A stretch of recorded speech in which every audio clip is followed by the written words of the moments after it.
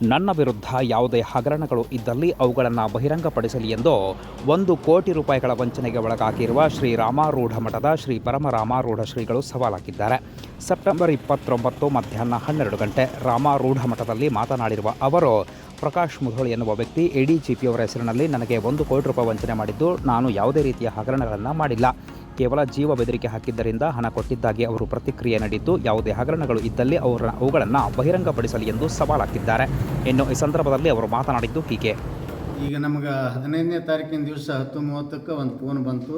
ನಾವು Seshadripuram crime ಬ್ರ್ಯಾಂಚಿನ DSP ಅಂತ ಹೇಳಿದರು. ಮುಂದೆ ನಾ ಭಾಳಷ್ಟು ಸಲ ಈಗ ನಮ್ಮ ಇದರೊಳಗೆ FIR ಇದ್ದು ತಮ್ಮೆಲ್ಲರಿಗೂ ಗೊತ್ತಾಗ್ತದೆ, ಅದೇನು ಹೇಳೋ ಅವಶ್ಯಕತೆ ಇಲ್ಲ, ಎಲ್ಲರಿಗೂ ಗೊತ್ತಿದೆ. ಮುಂದೆ ADGP ಮಾತಾಡ್ತಾರಂತ ಹೇಳಿದಾಗ ಅದೊಂದು ಹೈವೇ ಪೆಟ್ರೋಲ್ ಗಾಡಿ ಒಳಗೆ ಬಂದು ಅವರು ಇಲ್ಲೇ ಮಠದ ಮುಂದೆ ನಿಂತಾಗ ನನಗೆ ಎದೆ ಡಬ್ ಬಂದು ಎದೆ ನೀರಾಗಿ ನಾ ಕುಂತು ಮನುಷ್ಯನೇ ಕುಸಿದು ಬಿದ್ದಂಗಾಗಿ ಇದು ಏನಪ್ಪ ಇದು ಎಂಥದ್ದು ಅಂತ ತಿಳ್ಕೆ ನಾನು ಅವ್ರ ಜೋಡಿ ಮಾತಾಡಿದೆ. ಅವಾಚ್ಯ ಶಬ್ದಗಳಿಂದ ಬೇದರು, ಒದ್ದೊಳಗಾಗ್ತೀವಿ, ಬೋಳಿ ಮಗನೇ ನಿನ್ನ ಫೋನ್ ನಂಬರ್ ಕೊಡು, ಫೋನ್ ಬಂದ್ ಮಾಡಿದೆ ನೋಡಿ ಹಿಂಗೆಲ್ಲ ಅಂದರು. ಮುಂದೆ ಮರಳಿ ಅವ ಹೆಂಗೆ ನಿನ್ಗೆ ಯಾರು ಮಾತಾಡ್ಯಾರ, ಈಗ ಸತೀಶ್ ಅವ್ರ ಜೊತೆ ಮಾತಾಡೋರು DSP ಅಂತ ಹೇಳಿದರು. ಮತ್ತು ಮರಳಿ ಅವ್ರು ಮಾಡಿದ್ರು ನನಗೆ ಫೋನ.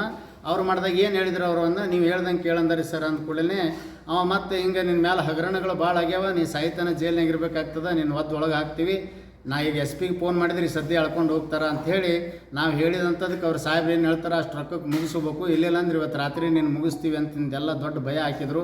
ನಮ್ಮ ಭಕ್ತರು ಅದಾರ, ನಮಗೂ ಅಧಿಕಾರಿಗಳದಾರ, ಹೇಳ್ತೀವಿ ಅಂದಾಗ ಅವ್ರನ್ನ ಯಾರು ತೊಗೊಂಡೆ ಅಂದ್ರೆ ಈ ಸದ್ಯ ನೀನು ಕತೆ ಮುಗೀತು, ಯಾರನ್ನ ತೊಗೊಳಂಗಿಲ್ಲ, ನಾವು ಹೇಳ್ದಂಗೆ ಕೇಳ್ಬೇಕಂತ ಹಿಪ್ನಾಟಿಸಮ್ ಮಾಡಿ ಅವರು ನನಗೆ 1 ಕೋಟಿ ಕೊಡಬೇಕು, ಈ ಗ್ಯಾಸ್ ತರ್ತಿ ಅರ್ಧದಕ್ಕಿಂತಲೂ ಹೆಚ್ಚು ತರಬೇಕು ಅಂದಾಗ ನಾ ಎಲ್ಲ ಭಕ್ತರುಗಳಿಗೆ ಫೋನ್ ಮಾಡಿ ಮಧ್ಯಾಹ್ನ 1ರಿಂದ ರಾತ್ರಿ 1 ಗಂಟೆ ಅನ್ನೋದ್ರಾಗೆ 61 ಲಕ್ಷ ರೂಪಾಯಿ ಕೂಡಿಸ್ಕೊಂಡು ಒಯ್ದು ಕೊಟ್ಟಿವಿ ರೀ. ಮತ್ತೆ ಕಿರುಕುಳ ಕೊಟ್ಟರು ಅವರು, ಮತ್ತೆ 39 ಒಯ್ದು ಕೊಟ್ಟಿವಿ.